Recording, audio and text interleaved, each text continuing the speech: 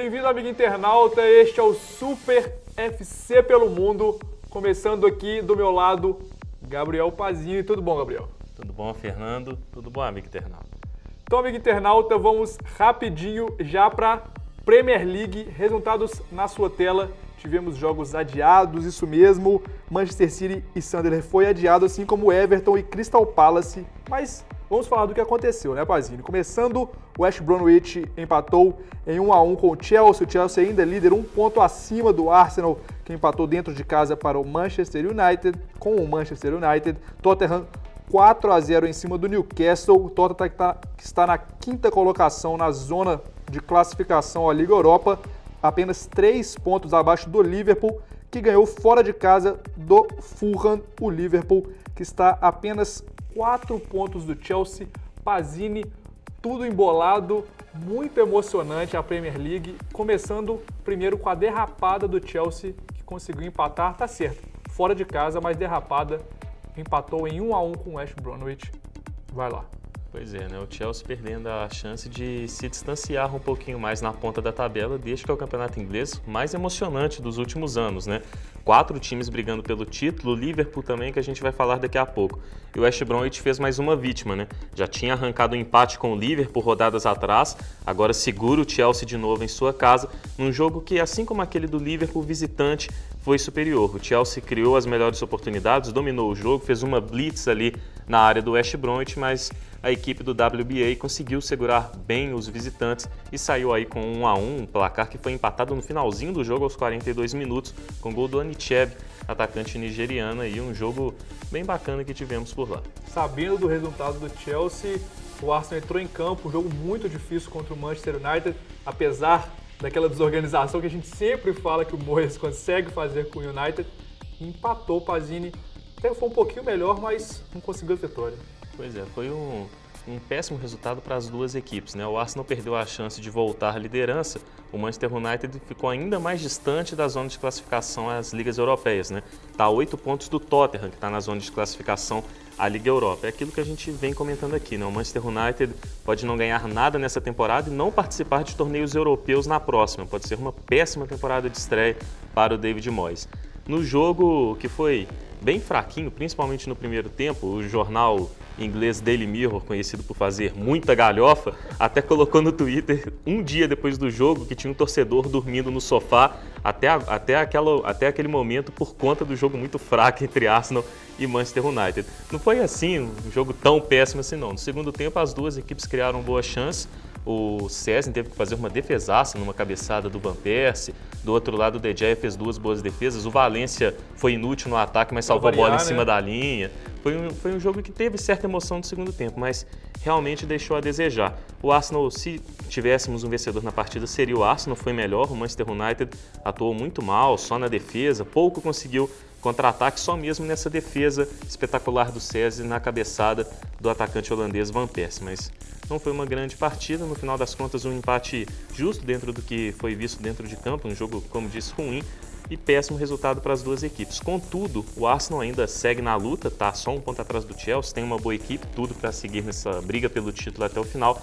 O Manchester United aqui não, né? O Moyes, todas aquelas questões que a gente comenta muitas vezes aqui, precisa ajeitar o time do Manchester United, né? E tem time, tem material para fazer mais do que está fazendo. É impressionante que ele continua errando na mesma coisa, né, Pazini?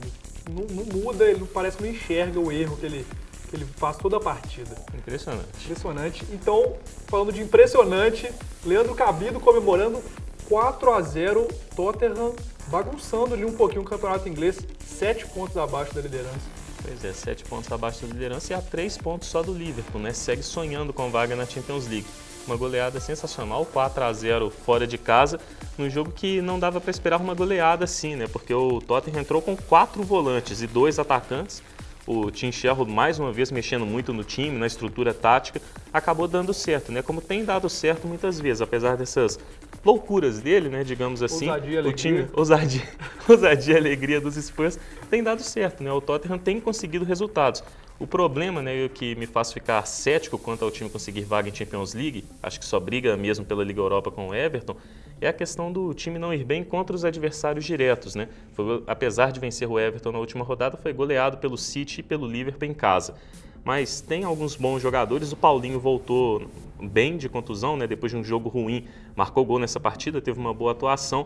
Tem também o Chadli, que voltou também de lesão e marcou gol no finalzinho do jogo, fora o Adebayor, né? Marcou 2 gols, já tem 8 na Premier League, foi o grande acerto do Tim Sherwood.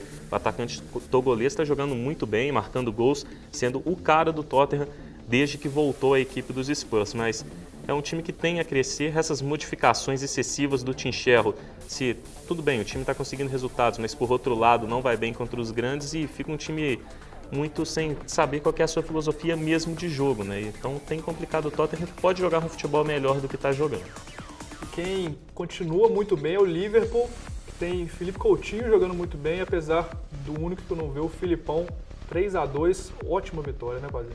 Ótima vitória num jogo bem emocionante e com uma vitória justa também, né? O Liverpool criou mais chance ao longo da partida, dominou o jogo, mereceu esse triunfo. O nome da partida foi o Steven Gerrard, marcou o gol de pênalti já nos acréscimos de jogo para dar a vitória ao Liverpool e deu assistência também, um belíssimo passe para o Daniel Sturridge marcar seu 16º gol no campeonato inglês. É o vice-artilheiro da Premier League, está atrás do companheiro Luizito Soares, que tem 23. O Felipe Coutinho foi outro destaque, marcou um bonito gol e o Liverpool mereceu esse triunfo. Também teve ali um destaque negativo, né, para o Kolo Touré, que mais uma vez vacilou ali na zaga, um bom zagueiro, mas já está na fase do declínio da sua carreira. Ele falhou no primeiro gol, né, o gol da equipe do Fulham que abriu o placar, ele acabou marcando um gol contra, um tanto bizarro. No final das contas, o Liverpool prova aquilo que a gente comentou no último programa, que a gente vem comentando aqui, né? É time para brigar mesmo pelo título do campeonato inglês. Está a 4 pontos do Chelsea, diminuiu ainda mais aquela desvantagem e tem todos os confrontos diretos em sua casa. O time está jogando muito bem coletivamente, individualmente, então é um time que pode, né, quem sabe, acabar com o jejum que perdura desde 1990. Isso mesmo, deixou a instabilidade de lado, pelo menos, né, Pazinho? Então, saindo da Inglaterra, vamos para a Alemanha. Copa da Alemanha, na sua tela os resultados, uma zebrinha bem interessante. Começando com, lembrando que estamos nas quartas de finais, Borussia Dortmund 1-0 contra o Eintracht Frankfurt, Wolfsburg ganhou de 3-2 do Hoffenheim, aí sim a zebra, Bayer Leverkusen perdendo para o Kaiserslautern e Bayern de Munique 5-0 contra o Hamburgo, que não cansa de levar goleada, né, Pazini? Começando então pelo Dortmund, vitória magrinha, mas é o que vale a vitória mesmo. Vai lá. Pois é, foi um jogo complicado para o Borussia Dortmund, principalmente, né, por conta dos muitos desfalques, né? O time não tinha Marco Reus, Gundogan, Hummels, Kuba também, então eram muitos desfalques para a equipe dos aurinegros. Ainda assim, o time tinha lá o Mkhitaryan, o Aubameyang, o Lewandowski, conseguiu ser superior ao Eintracht Frankfurt ao longo da partida e marcar o gol no finalzinho depois de já estar merecendo o tempo, né? Porque vinha, né, bem melhor, principalmente no segundo tempo. No final das contas, a classificação do time mais forte. A boa notícia é que muitos nomes voltam para a Liga dos Campeões nas oitavas de final contra o Zenit e para as semifinais da Copa da Alemanha, o Borussia Dortmund deve estar com o time completo, né? O Clube e o Subotic só voltam na próxima temporada, mas voltam Hummels, volta também o Kuba, o Reus e o Gundogan.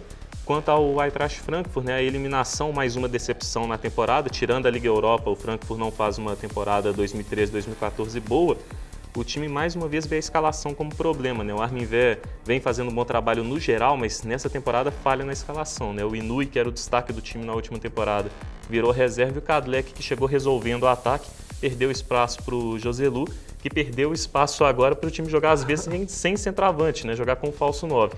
Não tem funcionado, o Armin Veh precisa voltar com a escalação da última temporada. O Eintracht Frankfurt pode voltar a ser muito forte assim. Exatamente, o Wolfsburg que está crescendo na Bundesliga, passou para a semifinal da Copa da Alemanha.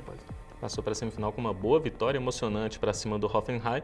O trio de meias ofensivos jovem, né, o Perisic, o Kevin De Bruyne e também o Arnold jogaram muito bem, principalmente Kevin De Bruyne, criando boas jogadas. E o ataque funcionou também. O Olic, que vem muito bem desde o começo da temporada, participou muito bem da partida. E o Bas Dost, que foi contratado caro junto ao Heerenveen, porque tinha feito 32 gols no campeonato holandês da temporada retrasada, acabou não dando certo no começo, mas agora está muito bem. Segundo jogo consecutivo com gol, funcionando, dando nova dinâmica ao ataque, que perdeu o Diego, né? Eu pensava que o Diego fosse fazer muita falta, por enquanto não tem feito tanta falta assim quanto se imaginava. O time dos Lobos está se saindo bem sem ele. Agora o destaque principal da partida foi o Ricardo Rodrigues, lateral esquerdo suíço da equipe do Wolfsburg, marcou 2 dos 3 gols do time, ambos de pênalti, e foi expulso no final da partida por fazer cera. É um desfalque importante para o time nas semifinais. Só para destacar também o Roberto Firmino, brasileiro do Hoffenheim, que marcou os 2 gols do time. Bem bacana. E agora, Pazinho, a zebra, Kaiserslautern, pelo menos no meu LFoot, era muito bom. 1-0 em cima do Leverkusen. Foi a zebra das quartas de final, né? Um time tradicional, tá até bem na segunda divisão, brigando para voltar para a elite, mas não dá, né? O Bayer Leverkusen tem mais investimento, um time melhor, tá nas oitavas da Champions League, é o vice-líder do campeonato alemão, não pode pagar o mico que pagou pro Kaiserslautern. E falar de vitória do Bayern já é comum, mas mais uma sapatada que o Hamburgo leva, Pazinho. Pois é, né? E a coisa tá feia lá no Hamburgo, né? Jogadores sendo ameaçados pela torcida. Dizem que o acabou a paz é só no Corinthians, lá no Hamburgo também acabou a paz por lá.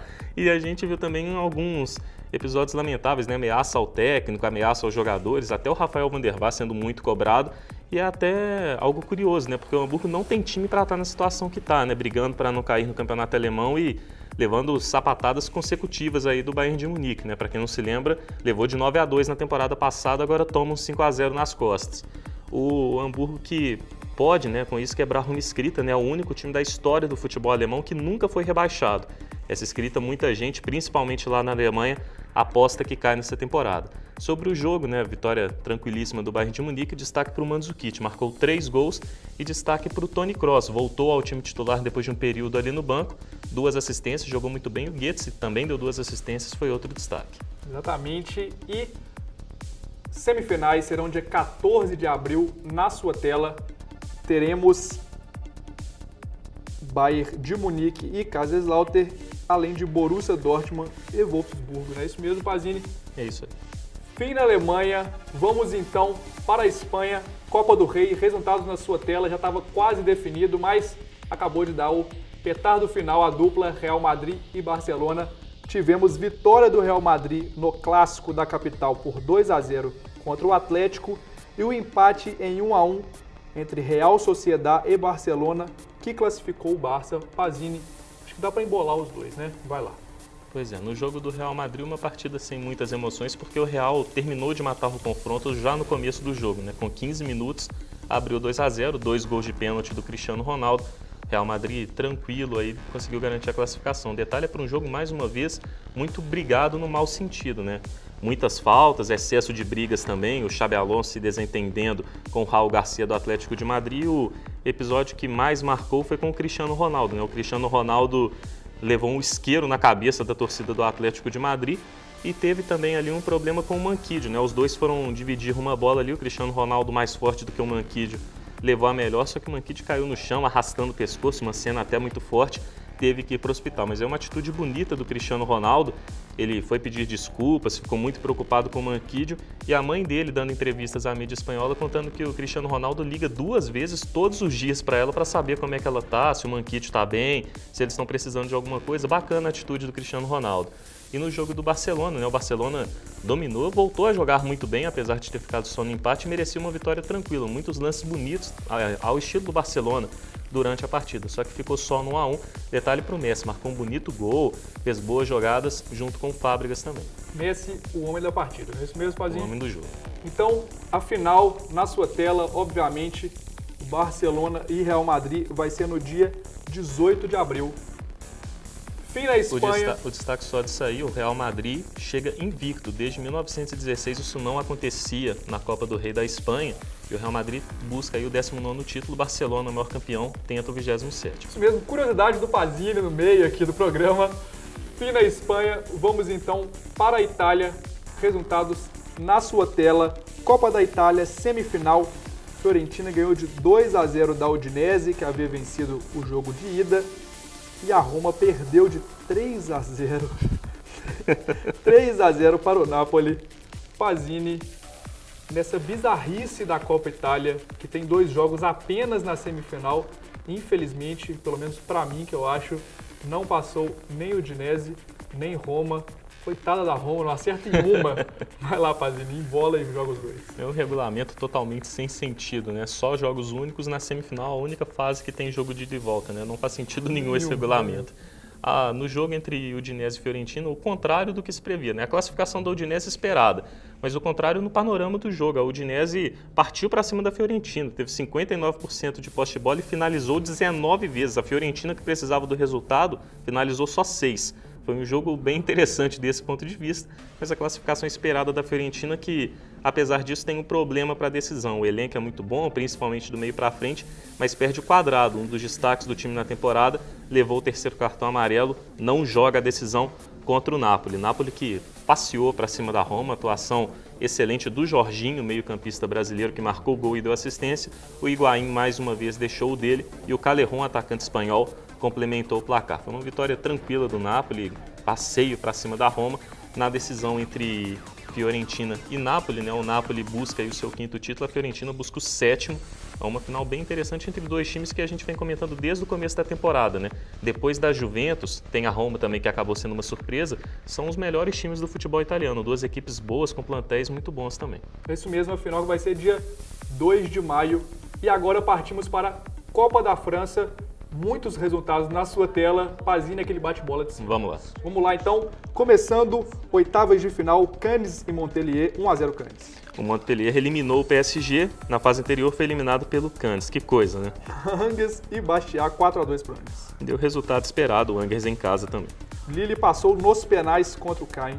Depois de 3-3 no tempo normal e prorrogação, Lille conseguiu fazer jus ao favoritismo. Guingamp passou por 2-0 contra esse time de nome estranho. O José Montecelo deu o esperado, o Guingamp é um time superior. Rennes ganhou do Auxerre por 1-0. Outro resultado esperado, o Auxerre está uma várzea nessa temporada, para variar. Mons 3-1 contra o 7. Outro resultado esperado entre times pequenos do futebol francês. Beleza, 1-0 Mônaco contra o Nice. O Mônaco avança à próxima fase e é o grande favorito ao título. E o Lyon conseguiu perder dentro de casa para o Lens, 2-1. Foi a grande surpresa dessa fase da Copa da França. Quartas de final, na sua tela também, rapidinho, vai ser dia 25 de março, Cannes e Guingamp, Moulin e Angers, Rennes e Lille, Angers, você viu, né? Mônaco e Lens. Alguma ponderação a mais, Pazinho? Não, só o Mônaco favoritaço, né? Muito mais time do que todos os outros. Muito mais, muito mais. Fim, isso mesmo, rapidinho na França, vamos para o clássico francês, o clássico português na sua tela. Tivemos Benfica 2-0 contra o Sporting. O Sporting que era surpresa, por mais que seja tradicional, surpresa do campeonato. Não vou falar que está caindo, mas pelo menos o Benfica que está subindo bem, né, Pazinho? O Benfica subindo bem, né? O Sport é surpresa, sim, porque na última temporada foi o 7º colocado, né? Foi a pior campanha da história do Sport no Campeonato Português. Nessa temporada o time volta brigando pelo título, né? Até porque fez uma boa janela de transferências, contratou bem, inclusive o Monteiro, né? Que está brigando pela artilharia do campeonato. Nesse clássico, o Benfica foi superior, mereceu a vitória por 2-0. Gols de argentinos, o Gaetan e o Pérez marcaram os 2 gols da equipe do Benfica, que também teve uma boa atuação do Sérvio Markovic, é um jovem meio atacante, muito bom de bola, habilidoso, que cria boas jogadas, tem uma boa visão de jogo também. O panorama do campeonato, né, o contrário do que todo mundo está acostumado a falar, né, o Benfica lidera, não está ocupando a 2ª posição e tem vantagem, o Benfica tem 43 pontos, 4 a mais do que o Porto, que tem 39, aparece com 38 na 3ª posição o Sporting. Quem sabe o Benfica, né, consegue o título depois dessa hegemonia do Porto, né? Tetracampeonato seguido, 9 dos últimos 11 títulos, então quem sabe o Benfica finalmente quebra essa sequência. Hegemonia de vice do Benfica também, né? Tem esse detalhe. Fim então em Portugal, vamos rapidinho para Libertadores, destrinchar um pouco cada grupo, mas o mais rápido possível nesse Super FC pelo mundo completaço. Grupo 1 na sua tela, Pazzini, bate-bola rapidinho. Vélez 1-0 contra o Universitário. Pois é, o Vélez fazendo jus ao favoritismo é o melhor time da chave. E Atlético Paranaense 1-0 contra a Várzea do The Strongest. Pois é, foi mais difícil que esperado, né? Até porque o The Strongest é um time muito fraco. Detalhe que esse jogo marcou a volta de Adriano aos gramados, ele atuou por 8 minutos, não pegou na bola, mas bacana a volta dele já, né? Isso mesmo. Grupo 2, então, Botafogo continuando dando show com ele na sua tela primeiro. Botafogo 2-0, Pazzini, show de quem? O Alisson, né? O Ali Show, mais uma vez marcando gol, já tem 4 nessa edição da Libertadores. Vale destacar, na última edição o Jô foi artilheiro com 7 gols e quando o Alisson foi artilheiro em 2011, quando jogava pelo Cruzeiro, ele também marcou 7. Já vai dando indícios de que essa marca ele vai superar. Isso mesmo, Independente e União Espanhola ainda jogam nesse grupo. A gente já pula para o grupo 3, também na sua tela. Tivemos os resultados: Deportivo Cali 1-0 contra o Cerro Porteño. Pois é, o Deportivo Cali conseguindo uma boa vitória em casa. Time bom que tem ali uma mescla de jogadores experientes com jovens. Chuva de gols nesse grupo, 0-0 Lanús e O'Higgins. O jogo que decepcionou um pouquinho, né? O Lanús, atual campeão da Copa Sul-Americana, mais time, era para ter vencido em casa.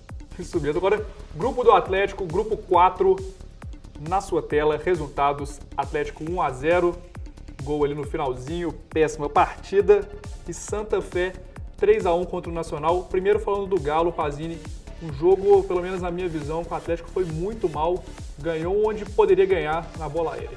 Pois é, né? Foi um jogo muito fraco mesmo, né? Daqueles para o Delimirro fazer a piadinha da soneca, né? Porque foi um jogo muito ruim entre Atlético e Zamora.